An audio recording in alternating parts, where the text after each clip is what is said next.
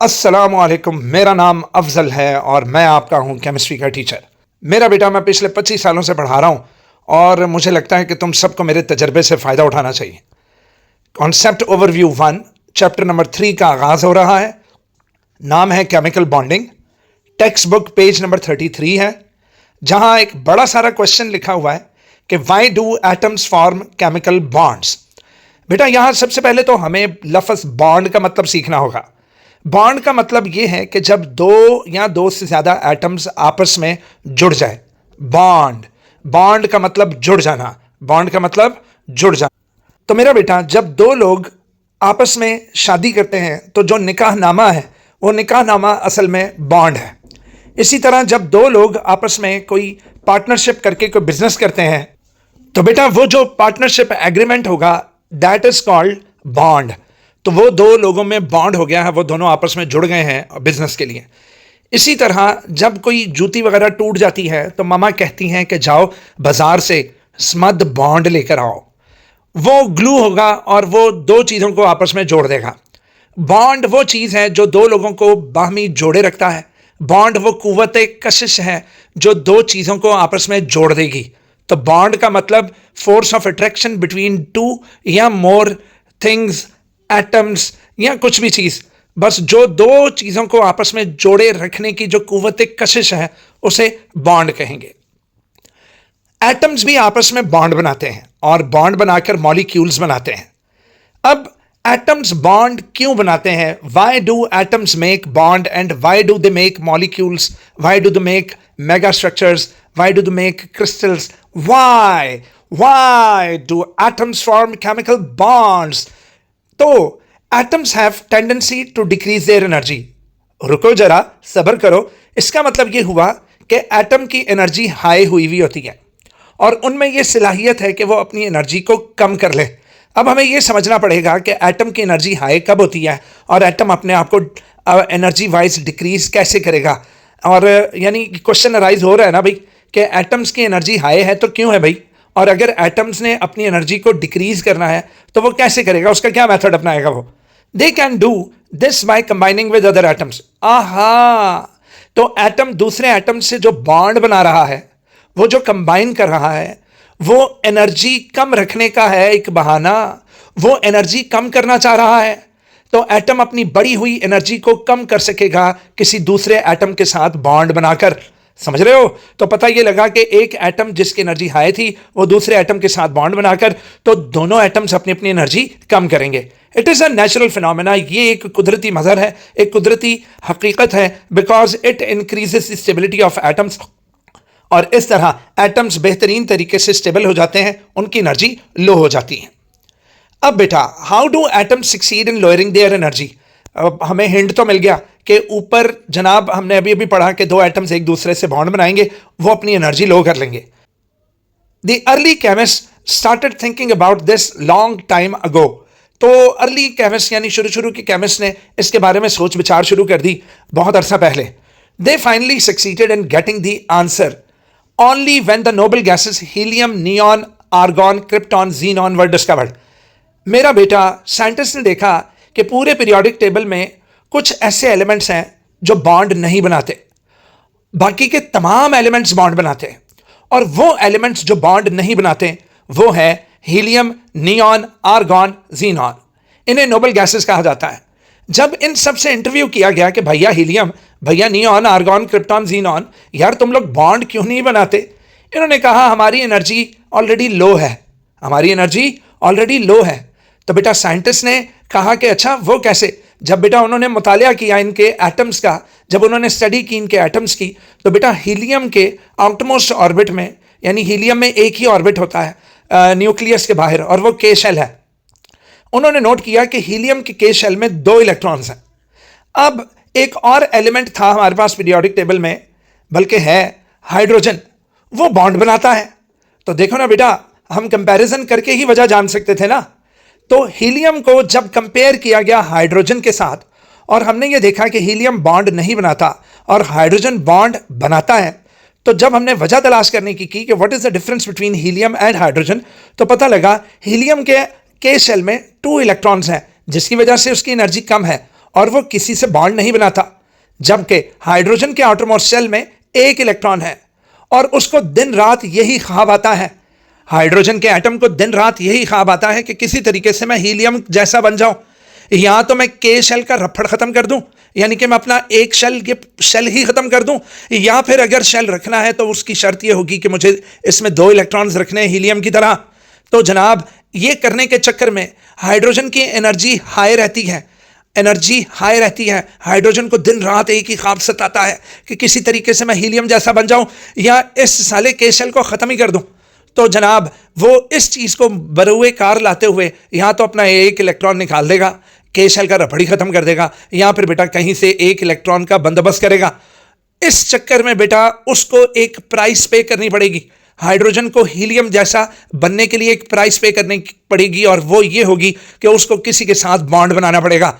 बेटा कोई भी उससे इलेक्ट्रॉन नहीं लेगा अनलेस इवन उससे लालच ना हो, या कोई भी उसको अपना कोई इलेक्ट्रॉन देगा नहीं अनलेस इवन उसको कोई लालच ना हो। भाई दुनिया मतलब ही है, तो फिर सामने वाले की शर्त निभानी पड़ेगी, और वो शर्त कम से कम केमिकल बॉन्ड की होगी। मेरा बच्चा इसी तरह बाकी के जितने पीरियोडिक टेबल के एलिमेंट्स थे वो सारे बॉन्ड बनाते थे, जबकि नियॉन, आर्गॉन, क्रिप्टॉन और जीनॉन बॉन्ड नहीं बनाते थे।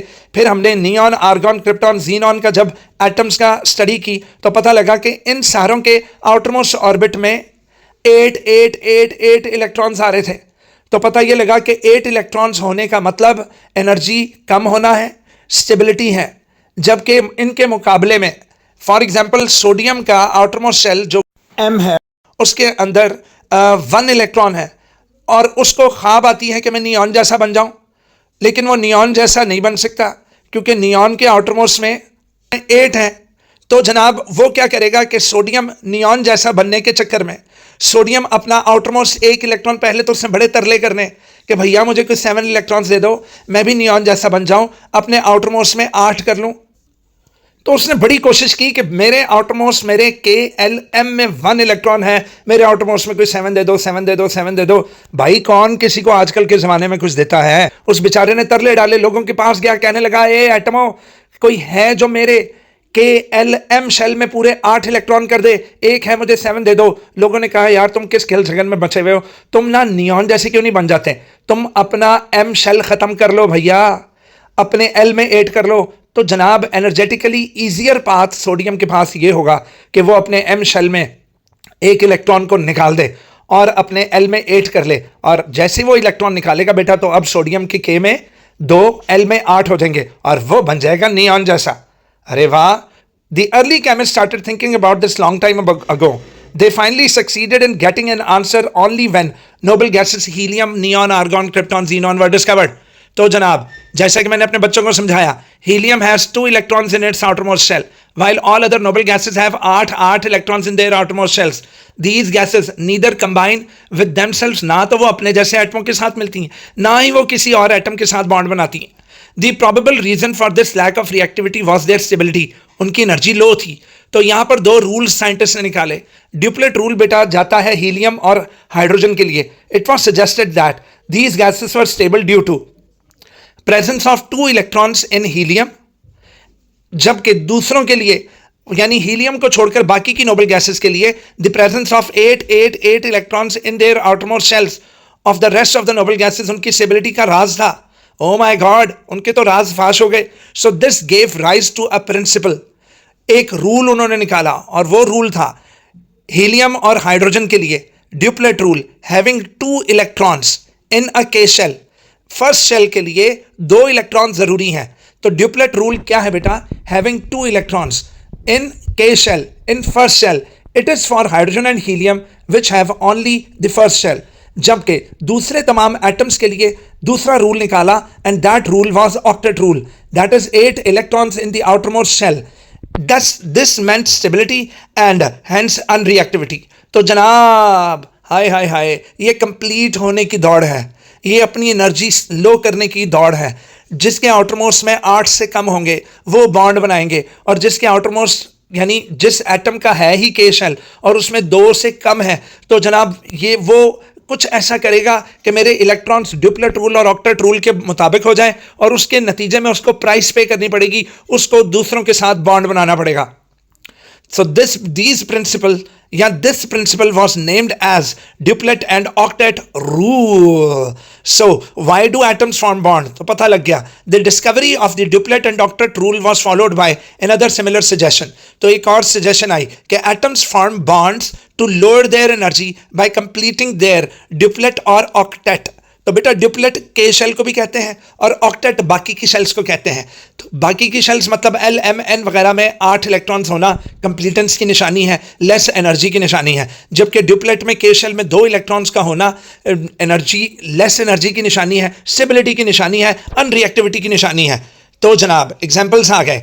तो sodium atom, for sodium atom बेटा कहीं से 7 इलेक्ट्रॉन एम शेल के लिए अरेंज करना बहुत मुश्किल है. It is easy to lose 1 electron and stabilize itself rather than gain 7 electrons to complete its octet. So sodium therefore adopts the energetically easier path and loses its electron to form a bond.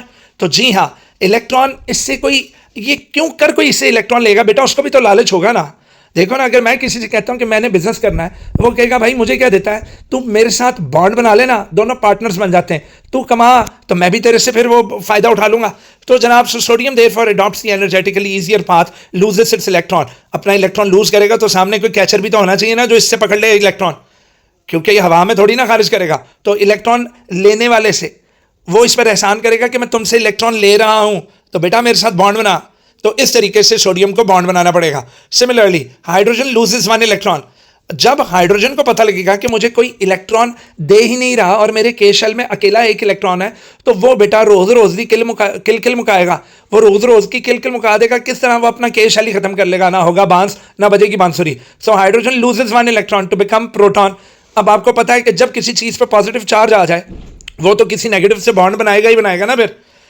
और अगर किसी ने इसको electron दे दिया, तो अगर बेटा उसने 1 इलेक्ट्रॉन गेन कर लिया तो वो हाइड्रोजन बन जाएगा हाइड्राइड आयन. तो हाइड्राइड आयन बनने पर फिर बेचारे पे कौन सा चार्ज आ गया? Negative charge. तो इसको कोई पॉजिटिव छोड़ेगा? नहीं, वो उस पॉजिटिव वाले आयन से मिलकर हाइड्राइड बना देगा. So in the latter case it complete its duplet. तो बेटा जब उसने 1 इलेक्ट्रॉन गेन किया, लेटर केस कहते हैं दूसरे वाला, तो दूसरे वाले केस में जब उसने 1 इलेक्ट्रॉन गेन किया तो उसके ऊपर नेगेटिव चार्ज आ गया. बेटा अल्कली मेटल्स कहते हैं ग्रुप 1 के मेटल्स को, अल्कलाइन अर्थ मेटल्स कहते हैं ग्रुप 2 के मेटल्स को. तो अल्कली मेटल्स हमेशा हमेशा वो 1 इलेक्ट्रॉन खारिज करेंगे, जबकि अल्कलाइन अर्थ मेटल्स हमेशा हमेशा 2 इलेक्ट्रॉन्स खारिज करेंगे. तो alkali and alkaline earth metals are expected to be electropositive. Hey, electropositive का मतलब लिख लो अपनी किताबों में, electron losers. So they are electron losers, क्योंकि इनके ऑक्टेट्स को कोई 7 या 6 इलेक्ट्रॉन्स देने वाला नहीं, तो इन्हें मजबूरन अपने 1 या 2 इलेक्ट्रॉन निकालने पड़ेंगे. तो अल्कली मेटल हमेशा 1 इलेक्ट्रॉन निकालेगा और अल्कलाइन अर्थ मेटल्स 2 निकालेंगे, क्योंकि बाकी के इनसे अरेंज नहीं हो रहे. And forms bond with electronegative elements. Electronegative elements are electron gainers. तो जी हाँ, अगर सोडियम इलेक्ट्रॉन लूज करेगा तो इससे गेन करने के लिए आएगा क्लोरीन. तो सोडियम +1 क्लोरीन -1 बन जाएगा इलेक्ट्रॉन गेन करके. आपस में जुड़ेंगे. जुड़ना तो हक है ना भाई फिर, क्योंकि सोडियम पर पॉजिटिव चार्ज, क्लोरीन पर नेगेटिव चार्ज. और अगर दोनों ने एक दूसरे के लिए इतनी कुर्बानी दी है कि सोडियम इलेक्ट्रॉन निकाल रहा है और क्लोरीन गेन कर रहा है, तो इनका आपस में मिलना तो बनता है ना भैया. तो electronegative elements are electron gainers. Electron losers makes bond with electron gainers, and those electron gainers are like oxygen and chlorine. Although the octet rule played significant role in understanding chemical bonds in the beginning, शुरू में octet rule ने बड़ा ज़बरदस्त role play किया कि हम chemical bonds की formation को समझ सकें. लेकिन बेटा फर्दर इन्वेस्टिगेशन जब आई तो it was found that it is less important, और भी बहुत कुछ फिर डिस्कवर हो गया. इन तमाम सबूतों और गवाहों के बयानात को मद्देनजर रखते हुए अदालत, अफजल और उसके स्टूडेंट्स की अदालत इस नतीजे पर पहुंची है कि point 1, a chemical bond is a force of attraction. Chemical bond एक फोर्स ऑफ अट्रैक्शन है बिटवीन एटम्स, एटम्स के दरमियान, जो उन्हें होल्ड देम टुगेदर, जो उन्हें आपस में होल्ड करके रखती है, in the form of molecule और अ कंपाउंड. अब मैं अगर इसकी उलट बोलूं तो मैं कहूंगा एक मॉलिक्यूल के अंदर एटम्स को एक साथ रखने वाली जो कुव्वत कशिश है उसे केमिकल बॉन्ड कहते हैं. हाय हाय हाय हाय, क्या कहना, क्या कहने. अ केमिकल बॉन्ड वो फोर्स ऑफ अट्रैक्शन है जो एटम्स को बांध के रखती है किसी मॉलिक्यूल या कंपाउंड में.